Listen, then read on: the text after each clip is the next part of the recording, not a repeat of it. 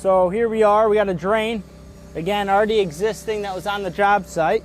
So it's not centered in our shower enclosure, and we want to get that so it is centered. So what we're going to do is we're going to take a 90, we primered them already using a primer.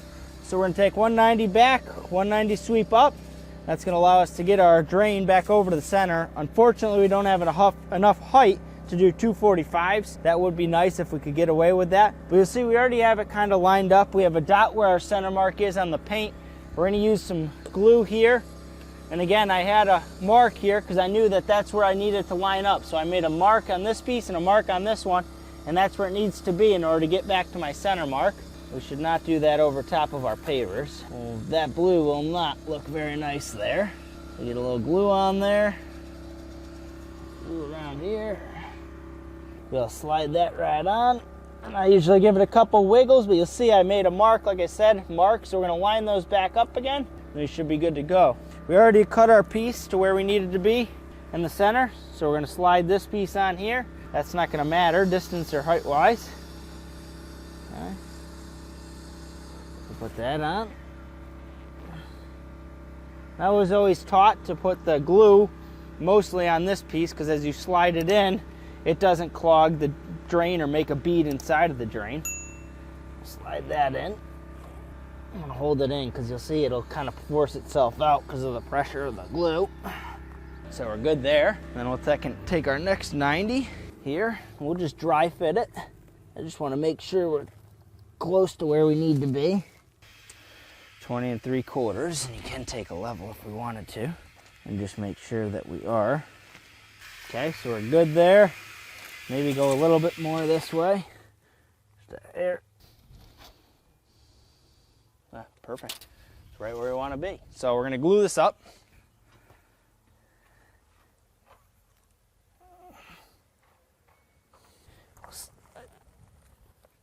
Piece on. And with a level. And we'll level up this, and that'll give us a nice level riser pipe coming back up again. And this here should technically be pitching a little bit that way, so we'll put some stone down in. We'll get that just so it's touching the line. Should be good there. That should be our center. Now you'll see here we have a fern co. That's attached 4-inch, so we can use our adjustable drain down to that 2-inch here. So we just got to cut a little piece of pipe there, and we're just going to confirm and make sure that we're getting plenty of pitch out of here. Okay, so we are getting plenty of pitch. What do we got for a distance here? We have about 3 inches there. And again, we don't have to be perfect with this drain. That's the nice part about that adjustable drain. So we have 3 inches of difference there. We got about 2 feet to the center. So if we went down, say, give ourselves a 1/2 inch or so of height to drain into that, and that 2 feet, that would be plenty. So let's figure a 1/2 inch. So if we cut another piece that's 2.5 inches. So we're gonna take the bells and add the 2.5 inches. So that's 2. So we're gonna be 4.5 inch. So we'll cut ourselves a 4.5 inch pipe. Another little trick too, if you're having a hard time opening the cap of these, you can just take something, take this piece and tap it against the edge. So you take this cap here and tap it. You can either use a hammer or you can whack it up against an existing edge, and it helps to crack that seal and open it up. That's just a little trick that I've learned. So these get tight on here. Try to stay as neat as possible with that. You can tell a good plumber from his gluing and primering, and it's not all over the place. No huff and glue on the job. Unacceptable. Off the job, you're out of my hands. Now that should be all set. We're going to take our fern co. Put our fern co on. Here. Alright, and now we can just make sure that we have pitch. And hey, we do. We got pitch. And again, we set this drain, our adjustable drain, to the center. So we still have 1.5 inch play going up and 1.5 inch going down. So we can make some fine adjustments, and I'll show you how we're going to do that. But let's tighten up this fern co first on that 2-inch pipe. And we'll get this whole place filled in with stone. It's got some flex to it, So we'll get some stone around that and get that all sturdied up. The nice part too is this you can spin as many times as you want. We can take here and spin this and it don't matter, it's not changing a darn thing. So that makes it nice so that when we're laying our pavers in here, right, we can easily square that up. Let's get this cleaned up and we'll start filling this with stone. So we're just working these heights around this little shower drain area, and obviously you got real tight area. So we got our height here, we got 1 3/4 inches, that's what we need to be for our paver here. So we're good there. So what I'm gonna do here is go around this outside edge. I'll grab a little pea stone. Okay, I'm gonna go around that outside edge. I'm gonna get that all set to our height. And then what I'm gonna do is I'm gonna go onto the drain, because I have the drain set for my height, and now I'm just gonna hit those 2 points. You can see what I'm doing there. I'm just going around and I'm hitting that point.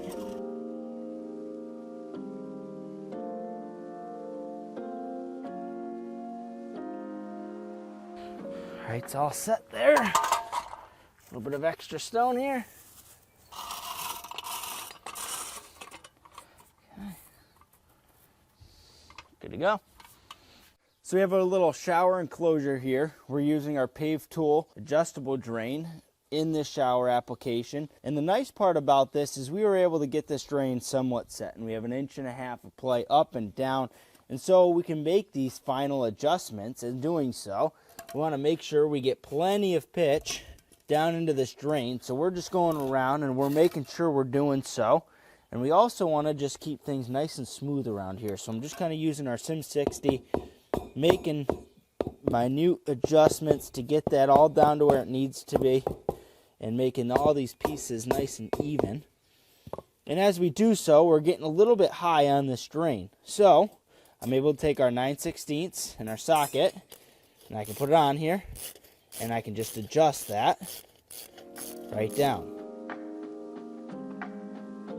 If you need to, you can always take a mallet and give it a couple of taps just to help it to get down in. But we want to stay about 1/8 inch below this block, so that way there's no issues down the road with the water getting into that drain. And then we can put our cover back on, and we can sweep this in. Another trick is you can tape this off. So as we're sweeping around this area, ideally a painter's tape is nice because it doesn't leave a residue on the surface. We unfortunately do not have painter's tape, so we're going to use just a cloth here. You can just wrap that right around the face. You can put that right in. Voila.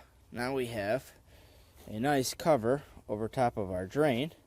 We're able to take our sand now. That sand out. This customer chose just a fine sand to sweep into the joints. With the seashell paver and the way that they finish this paver, he had mentioned that they've had some issues with some poly sands in the past, leaving a residue or a funny look on the face. And a lot of times I'll put like a fine dusting over top of these corners, and I'll just take the red end of the mallet and just give it a couple of rattles, and you can see that sand going right down into that joint. Another key is to sweep on a 45-degree angle to your joints. And in doing so, it fills the joints much better.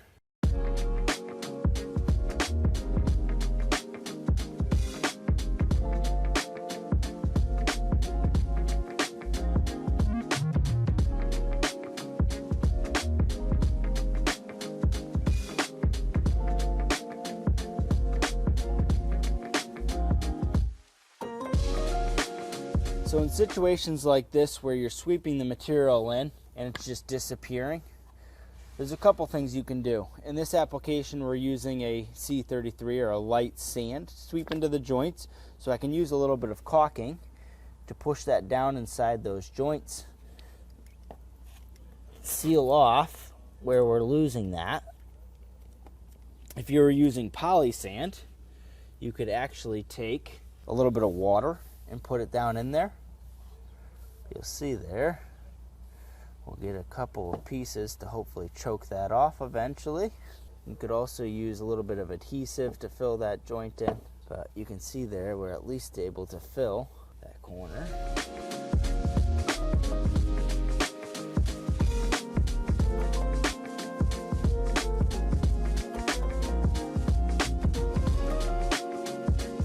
now that we got everything all swept in. Again, that same principle of going on that 45, it's going to be helpful to not blow out all your joints. We can now take out this cover.